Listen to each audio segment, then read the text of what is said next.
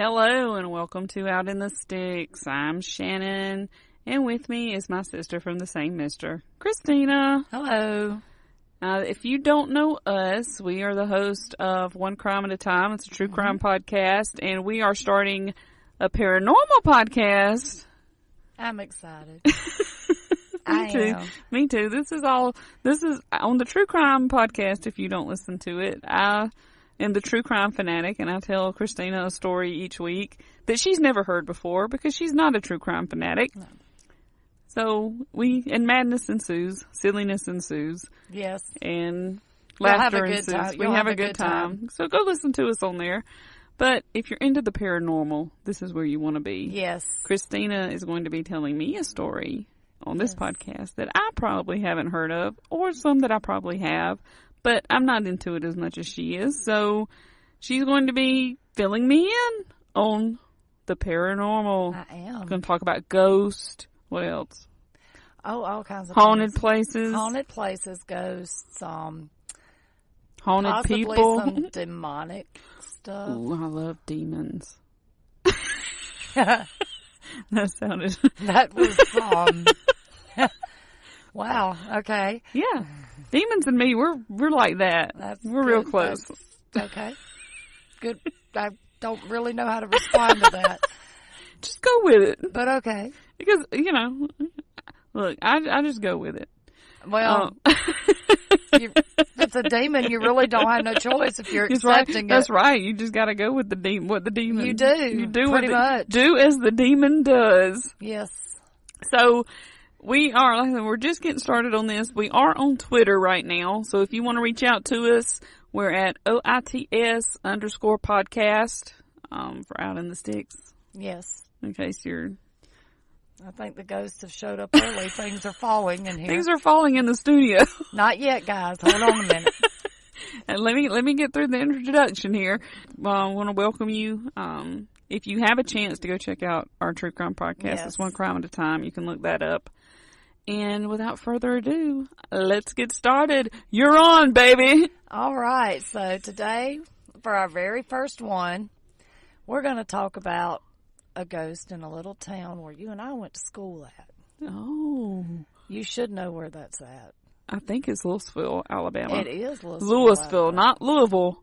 Yes, it's spelled the same way. It's spelled the same way. But actually, as I was researching Louisville, it actually used to be spelled Lewis.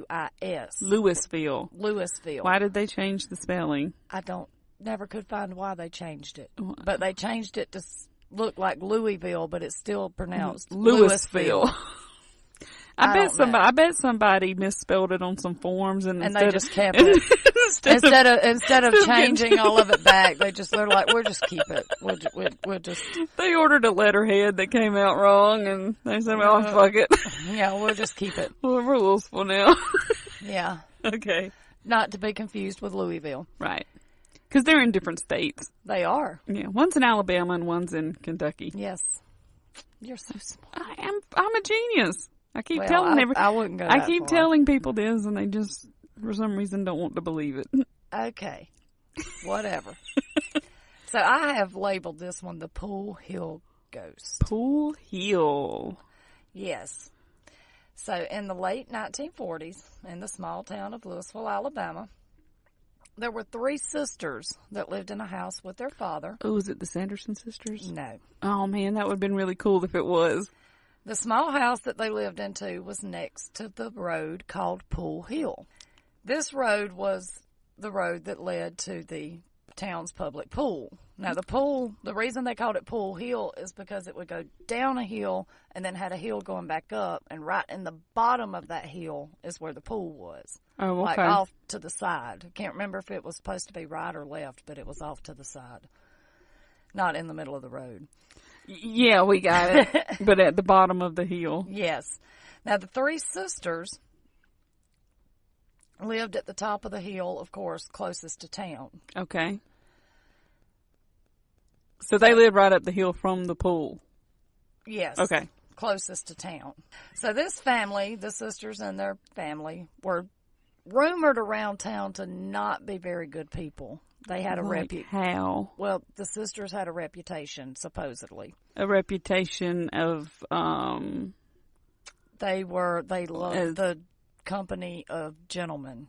Oh, they just liked men. They did. And it was, so they were sex workers, basically? It was rumored that they were. Okay. So, of course, it being a small town, these were people that you just didn't associate with. Okay, so they were low class. Considered low class, okay. Yes. Like I said, I don't know if any of that's true, so please don't, send me messages on Twitter. I'm just stating Nobody listening to this knows these people, so you're good. Okay. Well, somebody could hear it. So the pool, public pool, it was only open, during the summer months. Well, that makes sense. But, when they closed it, they would drain it. Okay, so there was no water in it. It's in September through maybe late March or April the next year. So, of course, it was frequented by the, people of town, mostly the youth, because it's a farming town, and they would go to cool off during the very, very, very hot Alabama summers. It ain't that hot. Yeah. We don't live there anymore, by the way. No. We actually live in Georgia. We do. But we did grow up. We did grow up in Alabama. So on this road, which is called by the town Pool Hill, everybody will know what you're talking about if you say Pool Hill. Except me, because I had to ask. Yeah, well, except for her. Well, I've been gone for 20 plus years, so I didn't remember. So there were, on the other end, going up the hill and down the rest of the road, there were some houses and farms down that way. But other than that and the pool, there was nothing on that road. Okay. Now, with the pool being down at the bottom of a hill, down a backcountry road that only had very few houses on it in the 1940s in Louisville that didn't have a huge population anyway. It still doesn't. No, it doesn't. This pool, of course, was secluded. Right.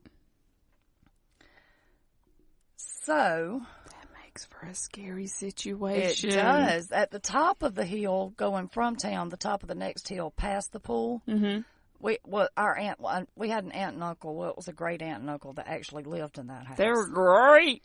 They were.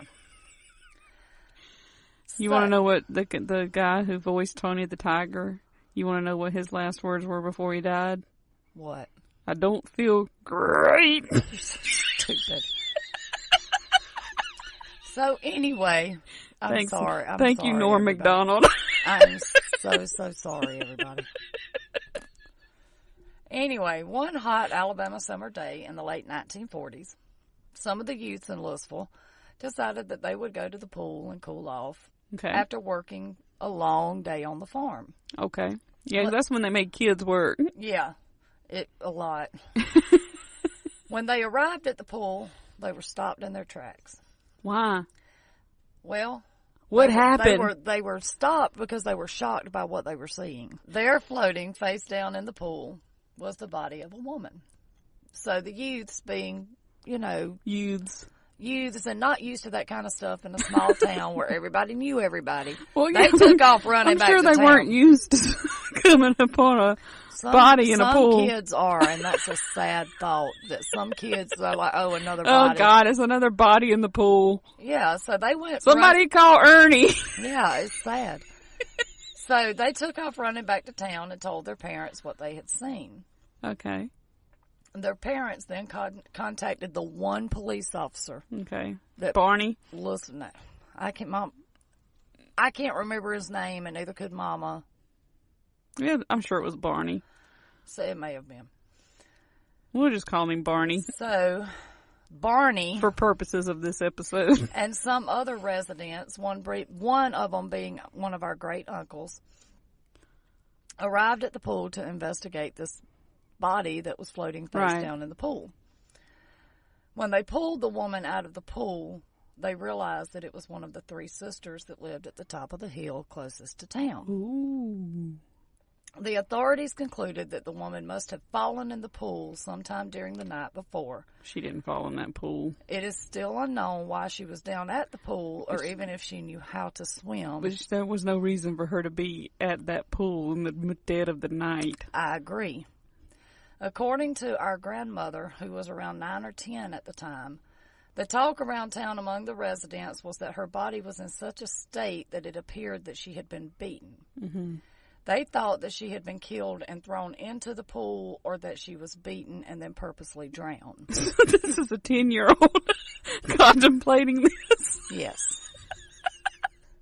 So the I think she was beaten and thrown in the pool. So the residents of Louisville believe that her death was not an accident, but with this being the 1940s in Alabama and a small farming community with people who did not have a good reputation, the death was never investigated. Yeah, you just said fuck it. Yeah.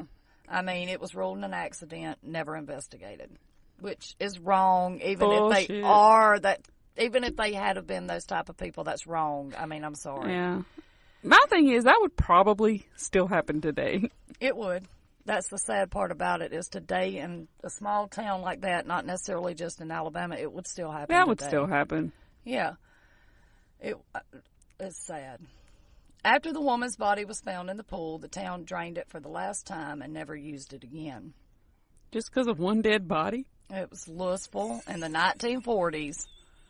I mean, hell, you can't go swimming for the rest of your life because of one dead body. You know where the pool in Louisville is now that everybody uses? Yes. That's where they built a new pool. So they just built a new pool. Yeah, and just closed this one down. Okay. A few years later, they actually even filled it in where nobody could even go to, play in the pool at all. So not long after the woman's death, maybe a few months, some people who traveled Pool Hill Road claimed that they began to see a woman coming from the direction of the pool, walking aimlessly down the side of the road. Most reports of the woman are that she is dripping with water and she is stumbling around in a way that would make you think that she had been injured. Maybe she was just drunk. Could have been. Most people do not hang around to see if the woman is real or What is up with these people? It's Louisville, Alabama. They don't know if she's real or a ghost. They just leave and report it to Barney. When Barney, so this keeps happening in the months after her death? For years, yes. Okay. So when the Barney would go check for the woman, of course, there would never be anything there. But I'm betting Barney didn't even go check it out. I expect Barney drove down the road. You expect? Got to talk like him. I expect Barney drove down the road. You think he put his bullet in his gun? Probably. Okay. You know, I would. It's a special bullet that kills ghosts. Right. One person who happens to be another uncle of ours. Our family's just all up in this shit. He said that when he witnessed the woman walking down the road, he stopped to see if she needed any help, you know. Well, thank God somebody had some sense. He stated that she just walked slowly past, staring straight ahead with wide, terrified eyes. And she walked past as if he were not even there. Years later, a man that was driving down Pool Hill saw the woman, and he states that he stopped to help her, and when he did, the woman stopped, turned her head, and just stared at him with wide eyes. Maybe she had a severe head injury. Well, apparently she did. Because, you know, not getting enough oxygen to your head would do that. No, I mean, this was a real person that had a head injury. So the police were getting so many reports about this woman and there not being anything there when they check on it, that they finally just closed the road through traffic. They just closed the road down. Only people that could get down it were the people that lived on this road. You can't go down here anymore. And actually the opening to the road where people always went in at, you can't get in there anymore. I was going to say, it's closed. Because they tore it up and closed it down, and there's like barricades across it. This is how many reports they got, but if you go the back way. Where the road came out. You can still get in there, just to let you know. All right, so people who knew the three sisters and witnessed the apparition have said that it appeared to be the sister that died in the pool.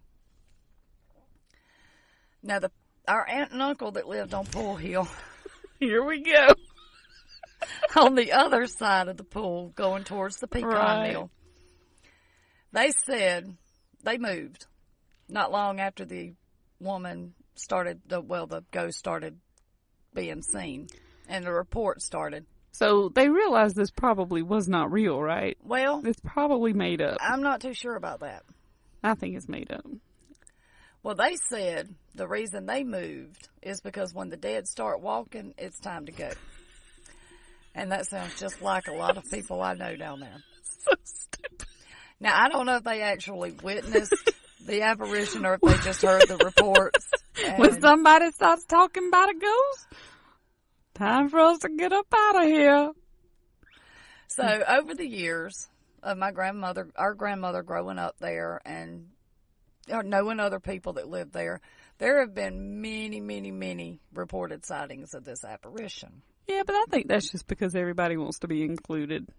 Well, so they just say that. So they just say that they've seen it. So, as I was growing up, I heard our grandmother tell this story. I have never heard this story in my life. You were mostly in your room. I've never heard this in my life. So I started asking her questions about it because it intrigued me. Because she was saying this is the first time I'd ever heard of anybody being killed or dying, like that or not. Really? Because when she's talking about it at 10 years old, it sounds like she knows a lot. Well, I don't know. So, after they closed Pool Hill Road down, it eventually became so overgrown in different spots that even if they hadn't have put the barricades up, you would not be able to get all the way down Pool Hill.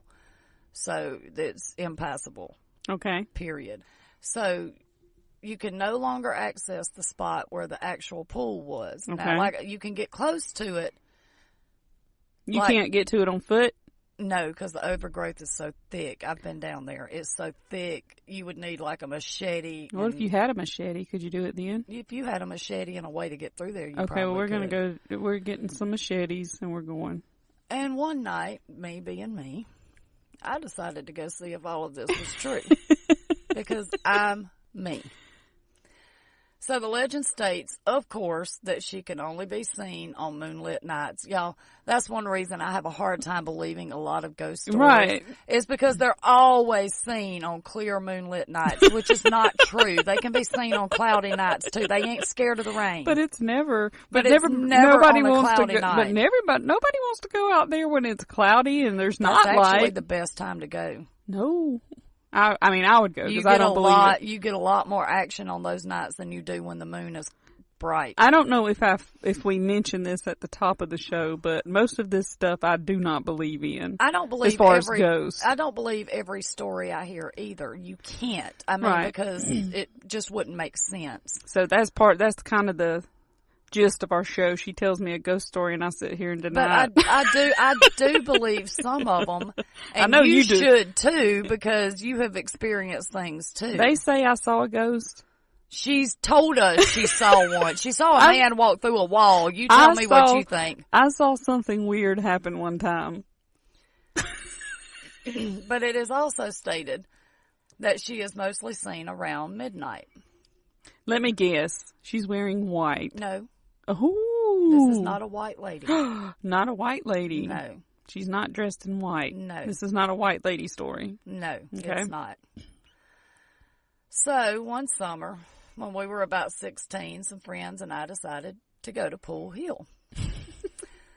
Now, like I said, while I am a fanatic over the paranormal, you pretty much have to prove it to me before I believe every ghost Well, nobody's story. ever proven it. That's the point. So you shouldn't believe in everything. Stop. Something sat down on the side of the bed with me and rubbed me on my back.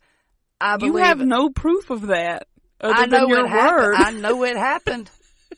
It happened to me. I rolled over and went back to sleep. Well, that kind of proves to me that it didn't happen. Oh, no, it did. Because you wouldn't have just rolled over and went back to sleep. Yeah, I would have. I don't believe that. Well, I'm sorry because it did happen. Okay. Now, I'm not saying that anybody who claims to have experiences, I'm not saying they're lying because they honestly I believe that they believe they experienced it. Some people. Well, I was just about to say they either did experience something or they honestly believe they experienced something. Well, never mind. Go ahead. A lot of things, I just have to experience it for myself before I believe it. When you're talking about ghosts walking down the road, because there's so many similar stories around this country, I'm sorry, I don't believe all of them. Like Crybaby Bridge. Yeah, everybody's got a Crybaby Bridge. Everybody's got a Lady in White. Right. And it's hard to believe it when there's something in every state, every county, every dark road. It's hard to believe it. Right.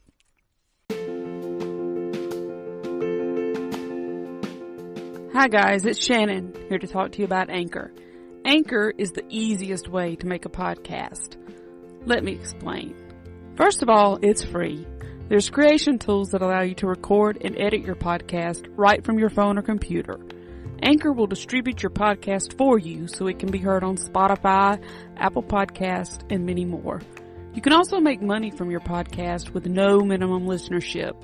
It's everything you need to make a podcast in one place. Download the free Anchor app or go to anchor.fm to get started. That's anchor.fm. So, we went to the pool hill. Well, I guess to the pool. To the pool hill. On Pool Hill. Late at night. I'm thinking we probably got there about 11:45. Okay. Time out. Who was with you? I'm not telling you. Don't give last names. Just give first names. I'm not telling you. April was one of them. Okay. And Christy was another. Okay. So we pulled about 20 or 50 feet back from where the overgrowth was, going in the back way, what people call the back way. I don't know why they call it the back way. They're going in the back way. I think that's a porn I watched one time. It may have been. So when we got there, we shut off the truck and we waited because we were on my little Ford Ranger. Yeah. And of course, like I said, it was a clear, full moonlit night. And good time to go, I guess. Yes. And we sat there quietly talking, just waiting to see if anything happened. After we had been there for about 30 minutes and not seen anything, we decided, you know what, this is not real. We're going home. Right. And so... Because when you're waiting for a ghost, 30 minutes is a long time to wait. Yeah. I'm not waiting over 30 minutes for anything to happen. If it can't happen within 30 minutes, I'm leaving. 30 minutes is not that long when you're trying to see. It is when they say she comes at midnight and you've been there through midnight. Well, I did miss the part where you said that it was at midnight. I don't think you mentioned that. I think I did. Well, I didn't hear it. Let's put it that way. Okay. I apologize. So I started the car and was going to go turn around to leave. Right. As I turned on the headlights, there coming out of the brush was what appeared to be a woman out of this thick brush. What appeared to be a woman. Well, it was in the shape of a human woman. It's probably an alien. Anyway, we saw what appeared to be a woman step out of the thick overgrowth. She walked out of the overgrowth as if it was not even there. Now, is this the overgrowth coming from the pool? No, it's like spread across the whole road, like in different spots. No, I mean where she was coming from. Yes, it was at the bottom area of the pool. Like she was coming from the area of the pool. Okay, that was my question. So she was walking slowly, staggering along the side of the road. She was stumbling as if she were scared or maybe injured. You know how if you're really scared, you have trouble walking straight? You probably don't. I don't. Don't know that feeling. She was wearing a dress that appeared to be in the 1940s style that came just below her knees. Which you can get those dresses today. Don't get me wrong. You can. You can make one or you can buy them at thrift shops. The dress looked to be some kind of dark color, like maybe red or I couldn't really tell because it looked wet. But it wasn't white. It was not white. Okay. No. Like I said, the dress appeared to be soaking wet because it had water like dripping off the lower hem, like, at her knees. She had no shoes on, which I guess if you had been in a pool, you wouldn't have any shoes on. Now, I could not tell much about her features, only that she was of slim build. Her skin was very pale, almost grayish looking. Well, that's probably because she had been in a pool. And dead. And her eyes were wide. Know when you're in the pool too long and your lips turn purple. Yeah. I mean, even when you're just swimming. So imagine what it looked like if you were dead. But I think maybe it's just somebody went swimming. The pool was filled in. Well, maybe she went in the creek. There's no creek back there. I'm sure there is somewhere. Not close enough that she'd be staggering out of it.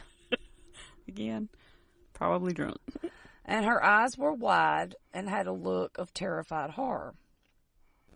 I could not tell the color of her hair because it was wet and had water dripping off the ends, and you know that even blonde hair, when it's wet, doesn't look blonde. Yeah. It looks kind of dark. So her hair was long, and it hung in strings around her head and over her face, kind of like wet hair does. It kind of... Yeah, it looks stringy. Yeah, it looks stringy. And oily. Yeah. Now, it appeared that she did not even know we were there. She never even acknowledged anything being there except the road and her walking up the edge of it. She just staggered along, staring straight ahead. Now, us being us, we sat there and watched her for a few minutes.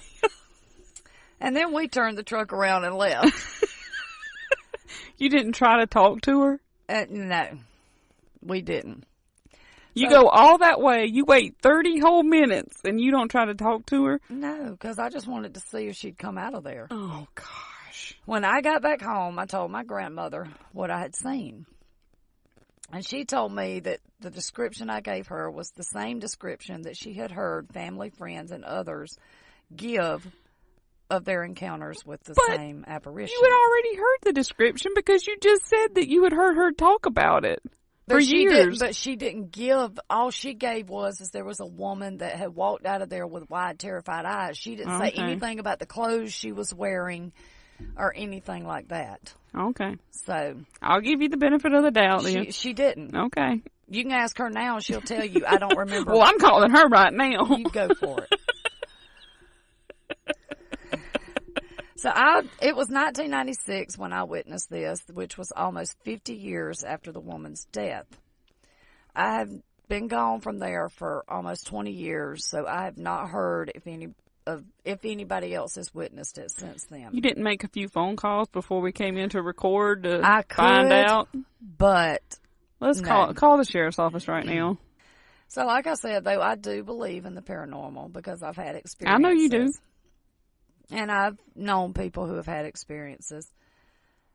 I have to experience things for myself, like I said, in order to believe every story. This one is absolutely true. Because I saw this lady walking down this road. And it's kind of freaky. It kind of freaked me out a little bit. Not going to lie. So I think that we can both agree that there's no way in hell she was at that pool swimming. No, not in 1996. The pool had No, I'm talking about. Oh, no. When she was died. murdered, no. Yeah, she was definitely murdered. She was murdered. And it's sad that people would think of people like that they think that their murder doesn't matter just because they didn't live like they did. Yeah. And not like you said, that stuff. They probably lived outside of town, and they probably weren't very social. Yeah, well, they weren't very social because people wouldn't socialize with them, except for some of the men in town, and they were happy to socialize with them, according to rumors. Right, but I mean, who knows if that's even true, because nobody took the time to find out. Well, now, I will say, and I'm definitely not going to mention any names in this, that one of the rumors going around town was that a family member of ours was the one who killed her. That would not surprise me one bit. It doesn't surprise me either, especially the one that they're saying, but I'm not going to say that on air because I can't guarantee that. Well, you're going to have to tell me later. I will tell you later. So, but yeah, I definitely know that she was not. And the police estimated, according to Mom, because even back then you could tell by a body about how long it had been dead. And even in water? Because even now that's hard to tell in water. Well, if it's been in water.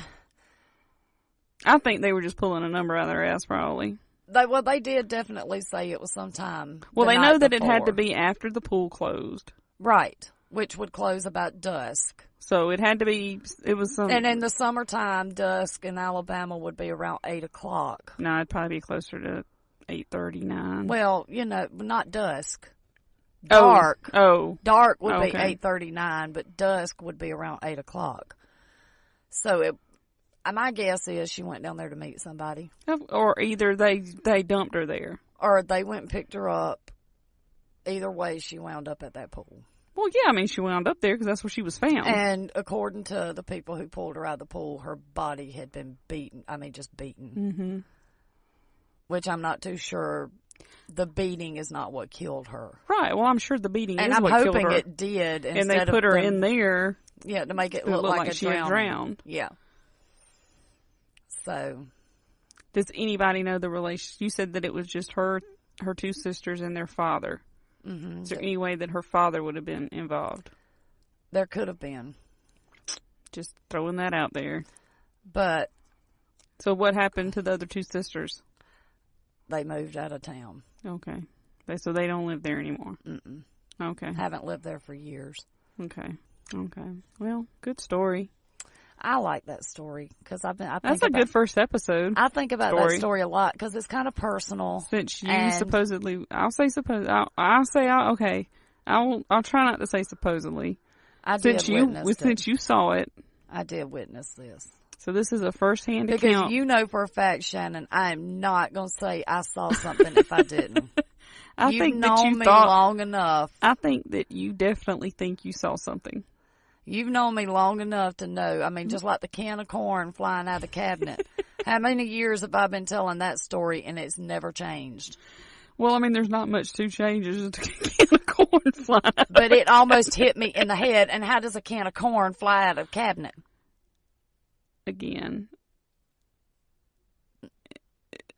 Thank you. Enough said. It was probably the wind. There was several different spirits in our house, from poltergeists to residual hauntings of people walking back and forth all night. You could hear people talking, moving things. Let me say for the record that I never experienced one single thing of that ever, and I grew up in that same house. Some and people I never don't, experienced because the people who lived there before us said that they never experienced anything. But I do know that 2 people died in that house. Now, Mama experienced it, and I experienced it. Papa said he never heard anything. So it's not uncommon for some people to experience things and other people not. That's why I think it's a psychological thing. And I don't know. They haven't been able to prove that. Yeah, I'm just because saying. I mean, you have to be able to have your sixth sense working, which is a part of your brain that does not work on everybody, in order to see and that's why I'm things. saying that I don't know that it's actually something you're witnessing, or if it's a psychological brainwave thing. I think when I feel somebody rubbing me on the back, that's not psychological, because it could be. It felt just like this on my back, and that's what it was doing. But you feel that the way you feel goes to your brain. I mean, you have to. Everything travels through your brain. I know that, and when something touches you, that's the sense of touch, and it goes to your brain. Exactly. That's all I'm saying. Anyway. So that was a good story. Thank you. For our first episode. We hope you enjoyed it. Yes, I hope you did. And send me your ghost stories. I'll read them on air. I love reading ghost stories. Let's talk about some ghosts. Yeah, send us ghost stories, because we want to read those. Yes. I'll make that part of the show weekly. So if you've got something that happened to you personally, yes. or if you know somebody that it happened to, or just live in a town where something is supposedly haunted. Right. I'd be glad to hear about it. Send it to us. Yes, please. Oh, I guess you would need our email address to do that. That would probably be helpful. You can email those to outinthestickspod@gmail.com. We're going to try to have these out weekly, guys, on every Friday. Yes. That's our goal now. And if you are interested in true crime and want to check out our other podcasts, One Crime at a Time, you can listen to us on that. We're on anywhere you want to listen to a podcast. Anywhere. You should be able to find it. If you can't, let me know, because I will submit it. All right. So that's our first episode of Out in the Sticks. Yes. Everybody knows the scariest things happen out in the sticks. Yes, they do. All right, guys. We'll see you next week. See you later. Bye. Bye.